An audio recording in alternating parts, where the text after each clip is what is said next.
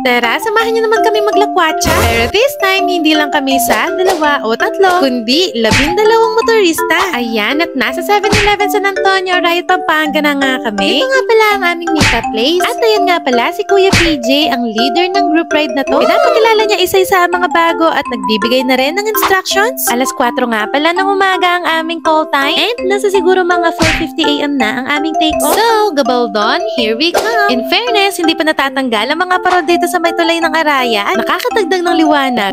At hindi talaga naiiwasan ang mga issue sa bawat ride. Dahil isa sa mga kasamahan namin ang nagka-aberya sa kanyang sinasakyan. Pero buti na lang may mga kasamahan kaming mga expert sa mga ganyang bagay. To the rescue ang mga guys. Ayan, at nandito na nga po pala kami sa may San Leonardo, Nueva Ecija. Dahil naabutan na nga ho kami ng liwanag riyan ay napag-desisyon na ng iba na mag-almusal muna. At syempre, hindi lang mga motor ang ginagas, kundi pati mga sikmura ay kinakargahan na rin. O ayan, pati si Pepperons ay napa-order na rin. O first bite, katapos mabusog na lahat ay syempre, gumora na rin kami. Yung tipong ang sarap lang sa pakiramdam na ini-include ka. Limbawa na lang neto na in-invite kami na sumama sa rides. Alam ko maliit na bagay lang pero malaking bagay na for me. At talaga namang hindi mo mafe-feel na out of place ka. Kaya naman shout out kay Kuya PJ na leader ng rides na to. At sa mga nakasama namin, saludo ako sa inyo. Uy, nag-emote. Naku, sinasabi ko sa inyo, habang tinatahak nga namin ang daan na to, wala akong ibang bukong bibig kundi wow. Ano ba naman kasi ay naa-amaze talaga ako sa ganda ng nature. At dahil sa ganda nga ng nature ay napa-stop over pa nga kami. Para lang pagmasdan ang ganda ng tanawin. Hindi mo masyado ma-appreciate sa video pero pag pinuntahan mo ay naku, baka ayaw mo nang umuwi sa inyo. Charing! Maganda nga ang view rito pero babala lamang po sa mga dadaanan ninyo dahil mukhang kailangan ng repair ang mga kalsada rito. Ganda no? Pati mga puno naka-arko. Oh, perfect! Kinshana! Ding ding ding ding ding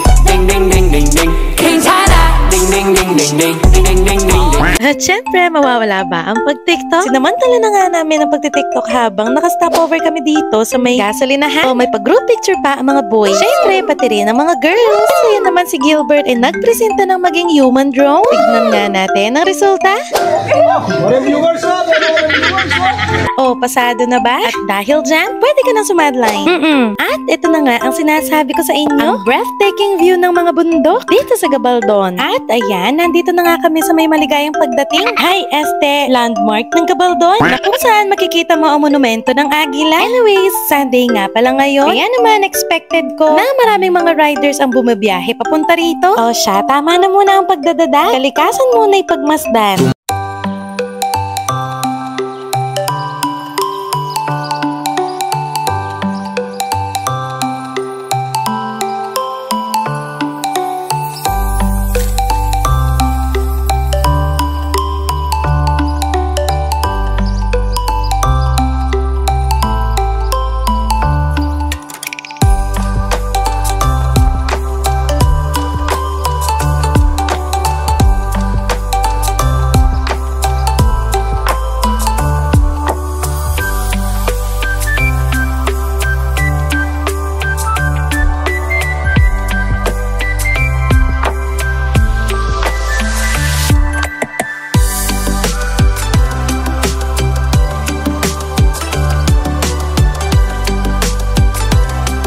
O, diba? Ganda, no? Nakakatanggal ng stress at pagod, lalo na kung nag-connect ka kay Mother Nature. Berdeng tanawin, malamig na tubig, mga biro at mga nakakatawang mga kwentuhan ng mga kaibigan. Yung ganito mga tipo ng mga pangyayari ay nasa core memory ko na. Sobrang priceless. Ayan nga, nagbibidahan ng mga kwento ang mga boys natin dyan. Wala na nga kaming ginawa kundi tumawa ng tumawa. Almost 11 AM na nga kami nung nakarating dito. At siguro mga nasa 4 PM nung paalis na kami. Ganun talaga pag nag-enjoy ka, no? Ang bilis ng oras. Kaya naman, sana kung may pagkakataon, family naman ang kasama natin dito. Huwag natin i-gatekeep to. Oh, ganda ng pagkalat ng sunset, no? Uy, thanks God pa rin, as always, dahil may ganito pa rin tayo mga pagkakataon na mag-travel at i-appreciate ang mga bagay na likha ni God. Kaya naman ikaw na nanonood, try mo rin lumibot, tas invite nyo ako. Uy, huwag ganon. Malibot talaga. Dalawa na lang kami disciple ni BJ. At ayun, nandito na nga kami sa may tagpuan sa Lumang Gapan Napadpad. Ano ba naman kasi ang mga kasama ko ay naghahanap ng kape? Ang chill-chill lang, ganon.